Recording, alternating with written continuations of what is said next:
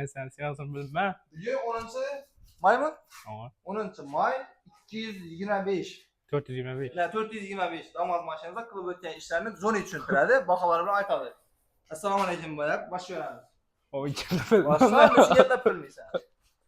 Kanka gel birlikte etemiz. Söz YouTube'a koyamam bunu beraber. İnan. Gel. Etken işlerini açıp ver. Sizden et çık olun. Son. Damat maşinamıza da git. Git. Damaz maşinamıza sidenetçi kullan koyup verdik. Bu sidenetçi kullanımız 6 orunluklu boladı. 7 orunluklu boladı. 6 katar boladı. Arka taraf koca boladı. Bunun bakası bugün günde bakası neçe son boldu bu? Johnny? 370 milyon sidenetçi konumuz. Ustanovkası? 80. Ustanovkası 80 milyon berege. Ustanovkası 80 milyon boldu. Hop. Ben tarafta kala verse damaz maşinamızda 7 detal arşiv kesini işlep verdik. Ben taraftan gösterimiz. Bana ötemiz.